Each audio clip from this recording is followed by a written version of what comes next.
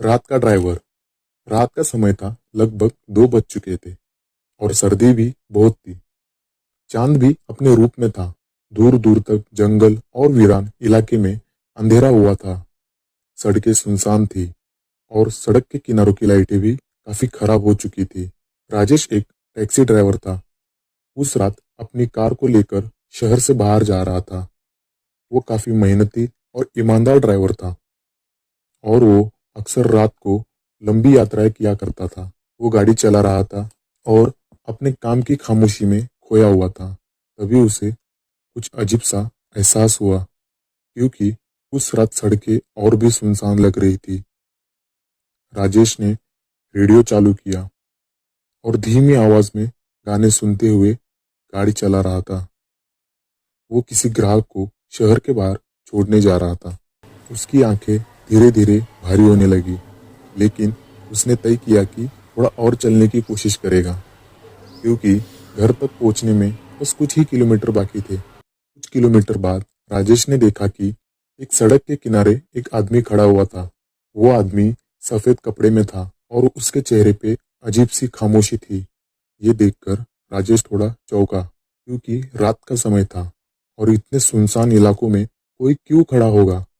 राजेश ने धीरे धीरे गाड़ी को उस आदमी के पास रोका और खिड़की खोली और पूछने लगा, क्या आप मदद चाहते हो? उस आदमी ने कहा, जी हाँ, मुझे शहर जाना है, क्या आप मुझे लिफ्ट देंगे? राजेश ने देखा कि यह आदमी थोड़ा अजीब था। उसका चेहरा बहुत साफ नहीं था। उसकी आंखें बहुत बड़ी और सफेद थी, जैसे वो किसी को देख नहीं पा रहा हो। लेकिन उसने ज्यादा सोचे बिना उसे लिफ्ट देने का सोचा। उस आदमी ने गाड़ी में बैठते ही सिर झुका लिया।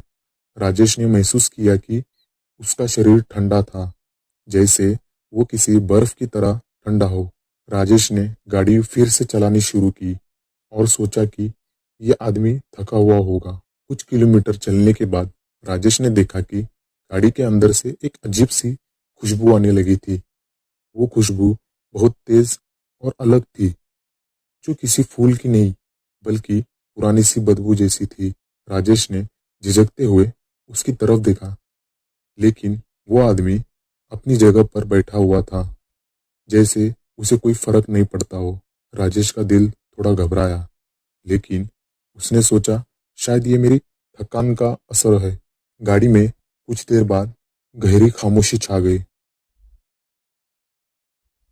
राजेश ने फिर से रेडियो चालू किया, लेकिन वो भी अब काम नहीं कर रहा था। वो धीरे धीरे घबराया हुआ महसूस करने लगा। अचानक गाड़ी की हेडलाइट में एक और काली छाया नजर आई। ये छाया किसी पेड़ की नहीं, बल्कि एक आदमी की थी, जो सड़क के बीचों बीच खड़ा था। उसने देखा कि वो आदमी सफेद कपड़ों में था और वो बिल्कुल वैसे ही खड़ा था जैसे पिछला आदमी खड़ा हो। राजेश ने गाड़ी के खिड़की से बाहर झांका, लेकिन वो आदमी पूरी तरह से अंधेरे में डूबा हुआ था और उसका चेहरा भी अब नहीं दिखाई दे रहा था। वो डरते हुए पलटकर देखने के लिए मुड़ा और देखा कि गाड़ी में बैठा आदमी अचानक गायब था। राजेश एकदम से चौंका, क्योंकि वो शख्स अब गाड़ी में नहीं था। राजेश को समझ में नहीं आया कि ये क्या हुआ। राजेश ने अपनी आंखें झपकते हुए गाड़ी को फिर से स्टार्ट किया और तेजी से चलाने लगा। तभी अचानक एक अजीब सी आवाज सुनाई दी। वो आवाज मानो गाड़ी के अंदर से आ रही हो।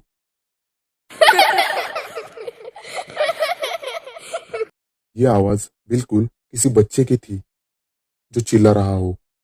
राजेश ने घबराते हुए रेडियो को बंद कर दिया और गाड़ी के शीशे को कसकर पकड़ लिया। वो आवाज और भी तेज होती जा रही थी। जैसे ही राजेश ने गाड़ी को और तेज किया, वो आवाज और भी बढ़ने लगी। अचानक एक ठंडी हवा का झोंका गाड़ी के अंदर घुसा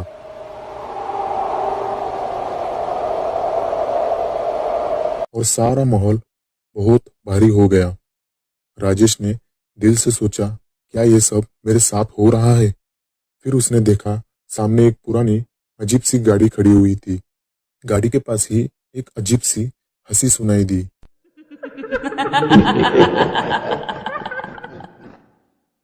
जो गहरे अंधेरे से आ रही थी।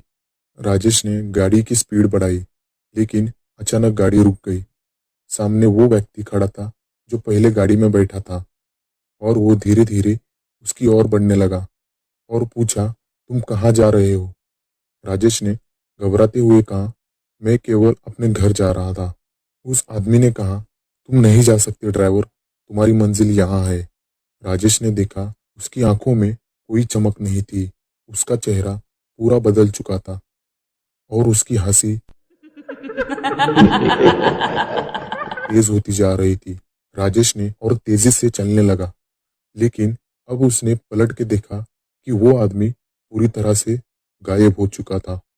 इसके बाद राजेश ने गाड़ी को पूरी तेजी से चलाना शुरू किया और आखिरकार सुबह होते ही गांव पहुंचा।